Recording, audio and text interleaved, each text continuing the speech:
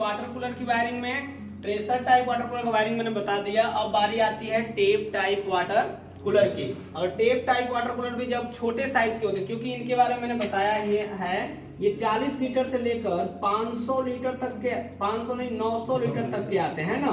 तो 900 लीटर तक के आते हैं। अगर साइज बढ़ेगी तो कंप्रेसर की भी साइज बढ़ेगी, है ना। और जब कंप्रेसर की साइज बढ़ेगी तो हीटिंग भी बढ़ेगी। जब साइज कम होती है तो उसमें इस तरीके के फैन नहीं लगे होते हैं। 50 से लेकर 100-150 लीटर तक हो तो उसमें फैन नहीं लगता, क्योंकि आप देखते हैं घर में 150 लीटर फ्रिज आते हैं तो उसमें कोई भी नीचे फैन नहीं मिलता है। लेकिन वहीं पर हम फ्रीजर लेते हैं 450 लीटर का या तो 500 लीटर फ्रीजर लेंगे जो यूज किया जाता है दुकानों में, तो उसके नीचे डेफिनेटली आपको फैन एक मिल जाएगा पीछे साइड में। तो वही हाल यहाँ भी है, जब कंप्रेसर की साइज बढ़ेगी तो हीटिंग बढ़ेगी, जब हीटिंग बढ़ेगी तो उस हीटिंग को बाहर निकालने के लिए एग्जॉस्ट फैन प्रयोग किया जाता है। तो यहाँ पर यही चीज है, अगर कम होगा तो फैन नहीं होगा, ज्यादा होगा तो फैन होगा। तो मैं इसमें दोनों वायरिंग बताऊंगा, फैन के साथ और विदाउट फैन के साथ, ठीक ना। चलिए, तो हो सकता है कभी ऐसा मिल जाए कि 50 लीटर का ही आपको वाटर कूलर हो, उसकी वायरिंग करनी पड़े तो उसमें तो फैन नहीं होगा। फिर कहेंगे सर तो गलत बता दिए, फैन तो है ही नहीं, मतलब सर बहुत पहले गलती हो जाएंगे। तो यहाँ ध्यान दो, फेस जाएगा सबसे पहले थर्मोस्टेट को, इसको कहते हैं थर्मोस्टेट।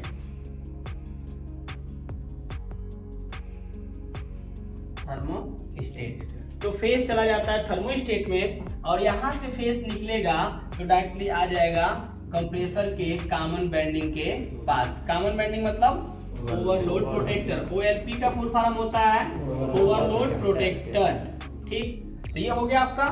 देखिए लाइन यानी कि फेस एक नंबर में, इस पे भी लिखा होता है नंबर 1 एंड नंबर 2। इनपुट एक होता है, आउटपुट 2 होता है। और ये जो लगा ना सेंसर लगा हुआ है। अगर थर्मोस्टेट इसमें नहीं होगा तो डायरेक्टली जो पहले वाली वायरिंग थी वैसे कर लेंगे, यानी कि प्रेशर टाइप वाटर कूलर की वायरिंग हो जाती है। तो बस इस तरीके से यहाँ आ जाता है। इसके बाद से न्यूट्रल की बारी आती है, तो न्यूट्रल आपका आएगा डायरेक्टली यहाँ से। और ये न्यूट्रल सबसे पहले आपके रन बैंडिंग को मिलता है, यानी कि रिले को। और रिले के एक नंबर में डालते हैं, 2 से सप्लाई देते हैं कैपेसिटर के एक सिरे को, और 3 से सप्लाई देते हैं कैपेसिटर के दूसरे से। सप्लाई देते नहीं है, सप्लाई लेते हैं, ठीक है। तो देखिए इससे हमने न्यूट्रल दिया तो न्यूट्रल इसके अंदर जाएगा। ये इसको हम बोलते हैं संधारित्र, है ना, हिंदी में कैपेसिटर को संधारित्र कहा जाता है। और ये कैपेसिटर सप्लाई बढ़ा करके इसको झटका देता है स्टार्ट करवाने का काम। जैसे गाड़ी में बैटरी का काम होता है ना, वैसे इसमें ये बैटरी है इसके स्टार्ट करवाने का। जैसे ट्रैक्टर में या तो आपका हीरो होंडा आता है या नॉर्मल बाइक की कोई बाइक हो जाए, उनके अंदर बैटरी लगता है। क्यों लगता है? एक तो उनके हैंडलर को जलाने के लिए, दूसरा उनको स्टार्ट कर। बिना बैटरी कोई गाड़ी स्टार्ट होती है नहीं, उसको स्टार्ट करना पड़ता है, धक्का देना पड़ता है, लेकिन स्टार्टिंग करानी पड़ती है। वो जो आपका तेल का जो फोर्स है वो काम करवाने के लिए, ठीक है। तो जब वो लोग क्या करते हैं, जब उसको पूरा ढकेलते हैं तो उनके अंदर एक मैग्नेट उत्पन्न होता है, वही जब स्टार्टिंग हो जाती है तो वो भी चालू हो जाती है बिना बैटरी के। तो वो काम करना पड़ता है, यानी कि हम भी ये कर सकते हैं, यानी कि बिना बैटरी के इसको भी स्टार्ट, लेकिन हमको क्या करना पड़ेगा, इसके तार को इसमें सटाना पड़ेगा। यानी वही काम जो वहाँ गाड़ी में करते हैं यहाँ भी कर सकते। कैसे? चलो करके दिखाते हैं। ये भी करना चाहो तो, लेकिन कब कब करेंगे, जब जो लाइट कटेगी तब तो करना पड़ेगा ना। इसमें गाड़ी जब बंद होगी तो फिर से धक्का मारो, है ना, और फिर उसको स्टार्ट करवाओ। तो वो काम यहाँ भी करना पड़ेगा। जब वाटर कूलर बंद होगा तो फोन करेगा, कहाँ पे हो मिस्त्री, चल आओ सटाओ, तो सटाएगा। फिर जाकर उसको अब फिर चलो गाड़ी से निकला 2 किलोमीटर दूर, लाइट कट गई, फिर मिस्त्री चला जाओ फिर से चालू करो, तो बेचारा चालू करता रह जाएगा। एक वाटर कूलर बनाएगा नहीं, दिन भर परेशान हो जाएगा। तो करना क्या पड़ेगा, ये केवल चेक करने के लिए होता है, बता देगा। देखो इसको चिपका देगा, जैसे ही चालू होगा वैसे ही हटा देगा, बस।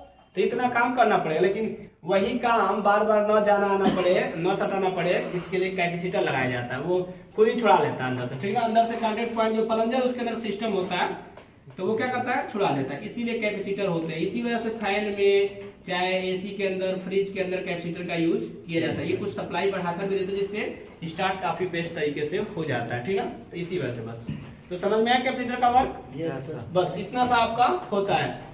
फेस 1 पे, 2 से कॉमन को, न्यूट्रल रिले के 1 नंबर पे, और 1 नंबर से फिर 2 से निकाल करके कैपेसिटर को, और यहाँ से यहाँ पर, ठीक। तो बस इतना सा है। अगर इसमें फैन लगा होगा तब ये सारी वायरिंग बिल्कुल सेम रहेंगी। अब ये कहाँ पर है, इससे कोई मतलब है नहीं, लगने को तो कहीं लग सकते हैं, लेकिन वायरिंग का सिस्टम यही होता है। साथ ही साथ वायरिंग का स्टिकर भी चिपका होता है। मैंने वायरिंग का स्टिकर देखना काफी बार बता रखा है, काफी आसान होता है। और अगर ये वाला सिस्टम हो गया, यानी कि इसके अंदर फैन लगा होगा तब कैसे करेंगे। तो फैन लगाओ, इसमें से 2 वायर निकलते हैं। आपको करना क्या है, ये एक जो होता है फेस, इसमें से एक फेस होगा और एक न्यूट्रल होगा। किसी को आप फेस किसी को न्यूट्रल दे सकते हैं, कोई फर्क यहाँ पड़ने वाला नहीं है। बस अब एक बात और ध्यान रखनी है कि कंपनी वाले इन वायर को बिल्कुल इंक्लूड किए होते हैं, तो वो अभी आपसे दिक्कत नहीं होगी। ये जो क्लिप होगा ना खोसने के लिए, वो कंपनी उसी में खुद ही फिक्स करके और बस खोसने के लिए दी रहती है। तो आपको बस खोसना होता है, बाई चांस वायर टूट गया तो अलग से आप लगाएंगे, तो फिर आप जो ऐसे क्लिपिंग पे कर लीजिएगा। तो यहाँ से फेस को हमको निकाल लेना होता है,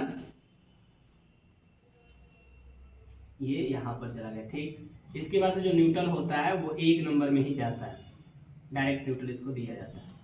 बस इतनी सी बात, यानी कि यहाँ पर हमने फेस दे दिया और यहाँ पर न्यूट्रल दे दिया। अब देखिए ये कैसे काम, जब तक कंप्रेसर चलेगा तब तक ये भी चलेगा। इनका होता क्या, जब थर्मोस्टेट सप्लाई देने का मतलब क्या है, थर्मोस्टेट का काम क्या होता है, इसको जो भी आप कूलिंग सेट किए होते हैं तब तक ये कंप्रेसर को चलवाता है, जब तक कि वो कूलिंग हो नहीं जाती है।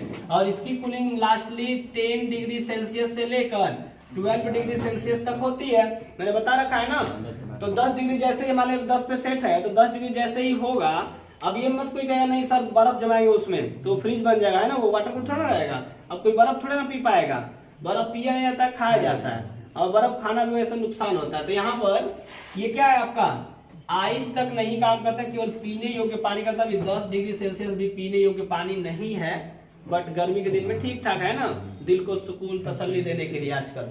तो देखिए, तो क्या करेंगे, यहाँ पर 10 डिग्री सेल्सियस तक का पानी ये उतना ठंडा कर देता है। यानी कि 10 डिग्री सेल्सियस जैसे ही आपका होगा, ये थर्मोस्टेट के अंदर जो लिक्विड भरा गया होता है वो बिल्कुल सिकुड़ जाएगा और इसकी जो पॉइंट होती है वो छूट जाती है। यानी कि जो ये फेस 1 से 2 पे ट्रांसफर हो रहा होता है, वो 1 वाला फेस 2 वाले के पास जाना क्या हो जाता है, क्योंकि इसके अंदर एक सिस्टम होता है, ये ऊपर उठ जाता है। जैसे ही ऊपर उठेगा यहाँ से कांटेक्ट पॉइंट क्या हो जाएगी, छूट जाएगी। तो इसको फेस मिलना बंद, जब इसको फेस मिलना बंद तो इसको फेस मिलना बंद। यानी कि ये बंद होगा तो ये भी बंद होगा।